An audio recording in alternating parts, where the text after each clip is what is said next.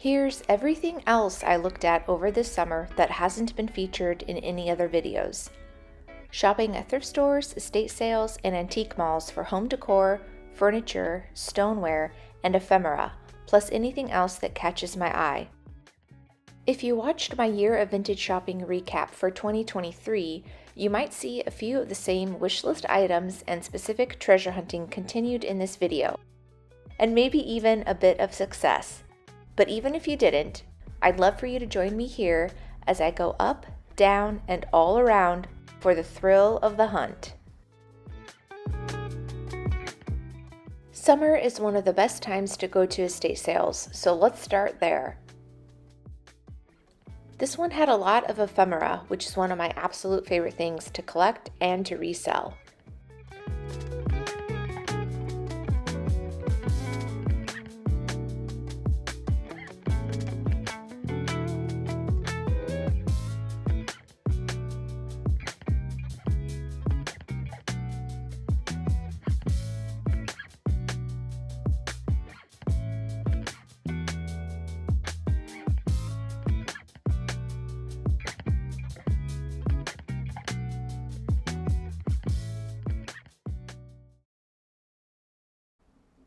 I hit the recipe card jackpot here with some great designs and some I have never seen before. Really fun, and they're usually so inexpensive because there's an abundance of them. A short stop at Artifact, which is a great consignment store that has a mix of home decor, furniture, and clothing. Here's this popular wood hand wine holder. I was tempted to get it, but decided it's not really my style. What do you think?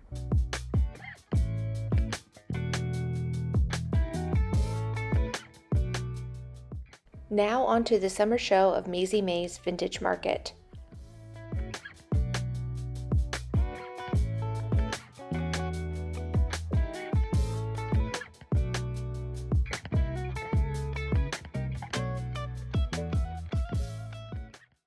I loved this quilt with the house design, so cute.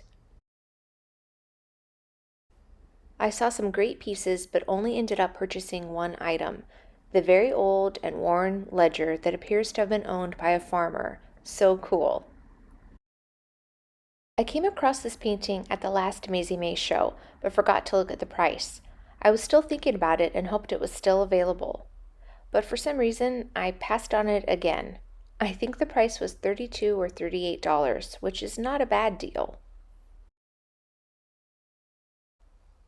This little chick and rooster were adorable.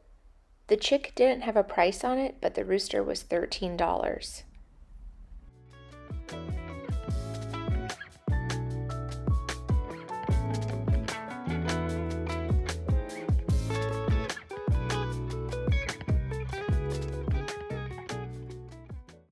Everything in this booth was lovely, most especially this Japanese tansu chest, one of a few I came across this summer. I love them so much, and I'm always drawn to them. Hopefully one is in my future, as I'm almost positive one was in my ancestral past.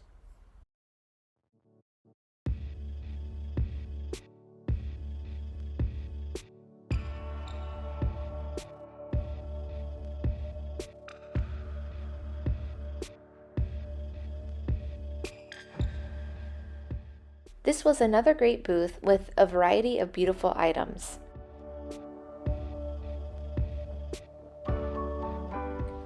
I loved this minty green color, and this vase is great, but it had a huge chip on the rim.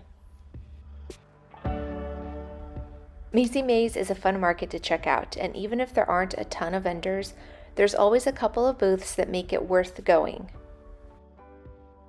Of course, when my mom is in town, there's always a trip to Monticello in our schedule, but we have to time it just right in order to have lunch at Monty's Cafe. Seriously, the tuna sandwiches here are the best. Highly recommend.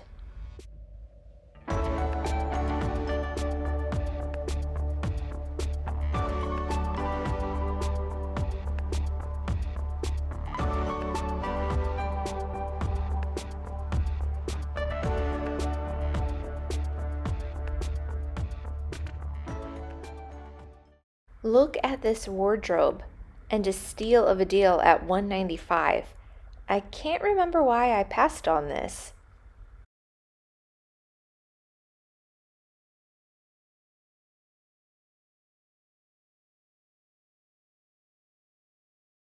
And I really liked this podium with shelves. Great to display cool books.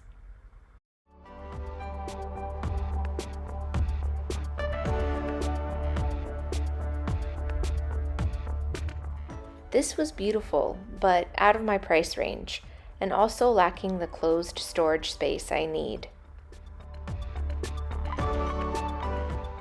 My mom saw this framed Vera Newman tea towel with dessert print, and we both loved it.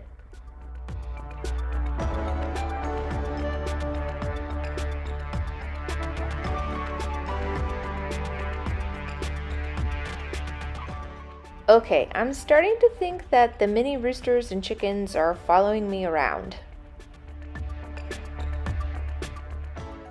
I went to Snyder's Hill Theater Antique Mall in Hillsboro for the first time after I attended the Larkins Mill Vintage Barn Sale this summer. Right away, I saw this framed art that reminded me of the piece I had just bought at Larkins Mill. I was trying to be good, so I didn't pick this one up. But editing this now, I kinda regret not getting it. I know the owner of the Larkins Mill Market has a booth here, and I think this is it. I love this whole shelf display.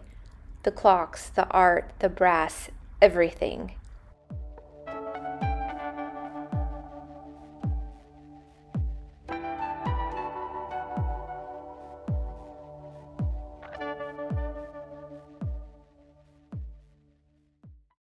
Also loved this clock.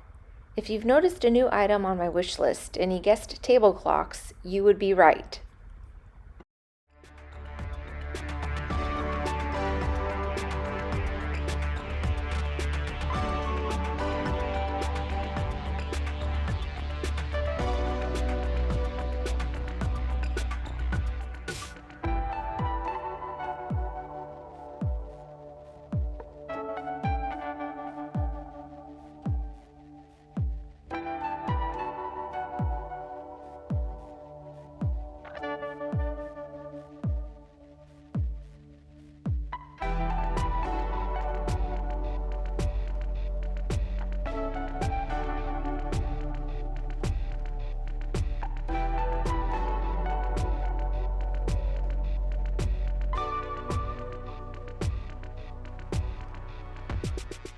Here we are at another estate sale in a beautiful house with wonderful items. This was one of a few tansu chests, but wait till you see my favorite. This one. Amazing. I loved it so much. Whoever bought this one is super lucky.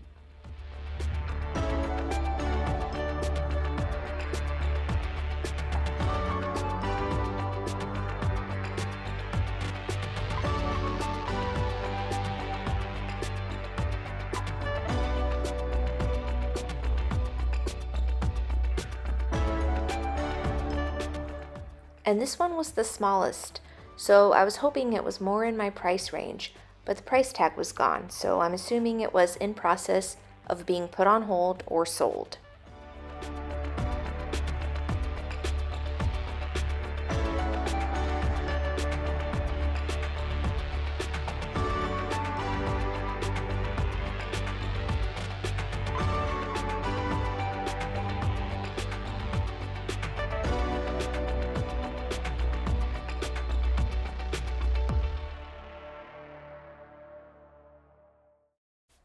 I knew this sale had a bunch of vintage rugs, but I was a bit nervous to really give them a good look. I don't know why, since I had already found a rug at the PDX Estate Marketplace sale that I confidently decided to get. Granted, the prices here were a lot higher, so maybe that's why I was hesitant. But then I glanced down at one and wondered about it for a brief few seconds, then carried on looking at other stuff.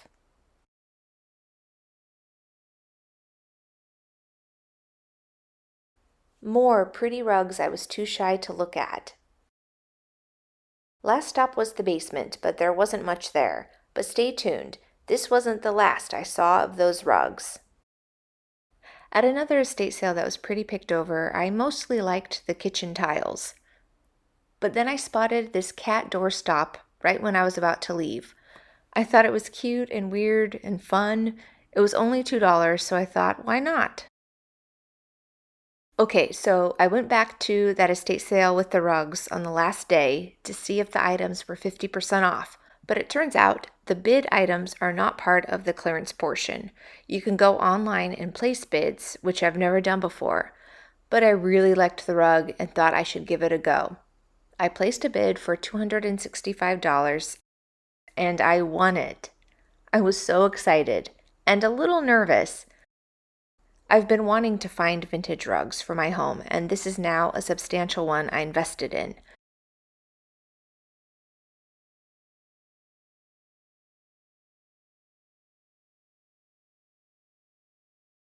I had both of my rugs professionally cleaned, and the rug expert told me that this one is likely from the 1920s or 30s, and that I got an excellent deal on it, so I was really happy about that.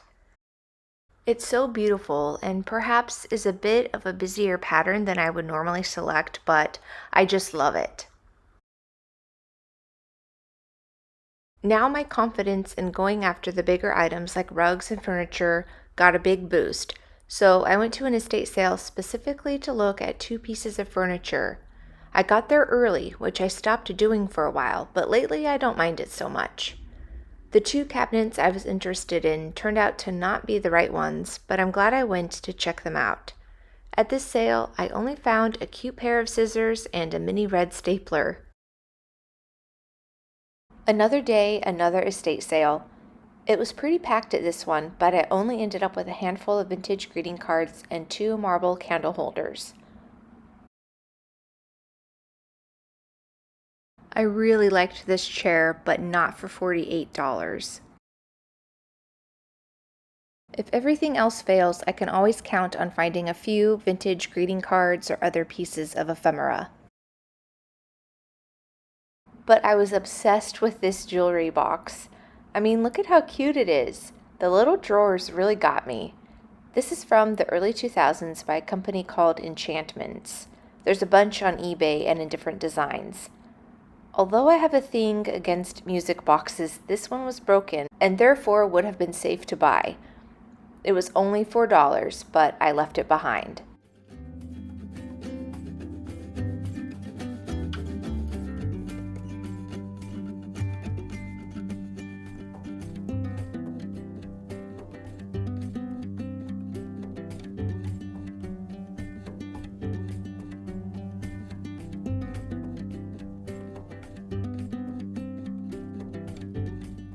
I was determined to get the Crocs at this estate sale, but the main one I wanted was priced at $45, so I passed on it. I found a couple others and also a cool green kitchen scale that I mentioned in another video. It needs a very good cleaning or two.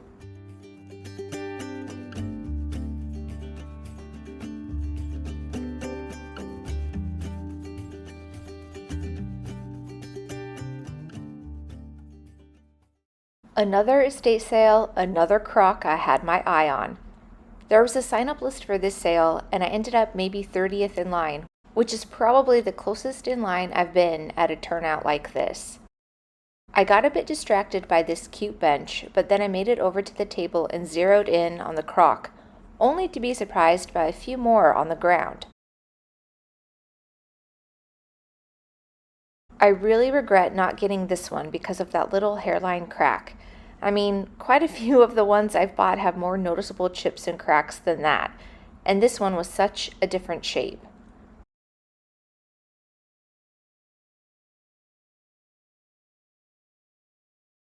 But I'm happy with the ones I ended up with, and of course had no choice but to juggle them as I made my way to the hold table.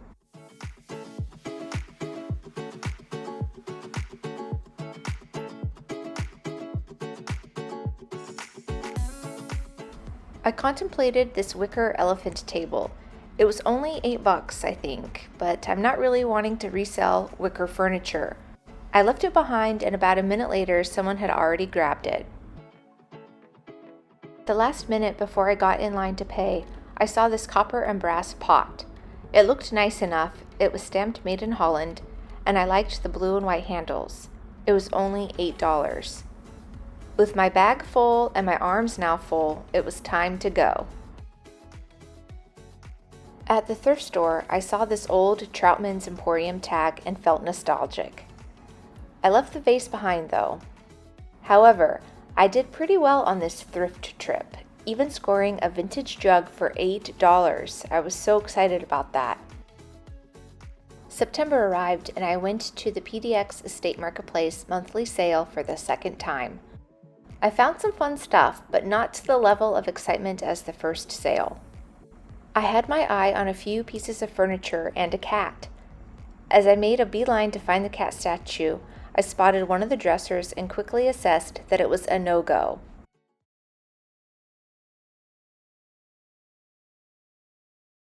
Moving on, I picked up the little cat statue, and geez, was it heavy. I carried it around the whole time, which was silly. And guess what? That silk patchwork / crazy quilt blanket thing I was obsessing over at the previous sale was still available. I saw it laying on a bed that was surrounded by people looking at guitars, so after I secured the cat, I went back to look at the quilt. This time it was spread out and I could really see the design and all of the colors. And you know what? I didn't like it as much. I wandered around a few times, making sure to look at everything. And once again, I bypassed the front 2 rooms of clothing. Maybe next time. So I looked at more furniture pieces, sat in a couple of chairs, found some autumn decor and other tchotchkes, and then I was ready to check out.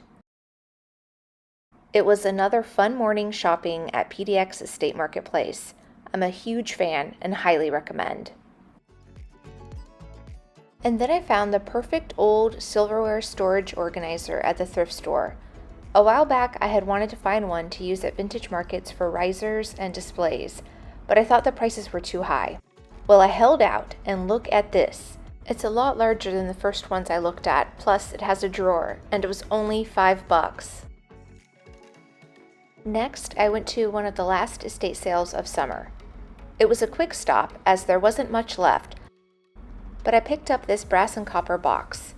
I paid a bit more for it than I would have wanted to, but I really liked it. And just like that, summer has come to a close.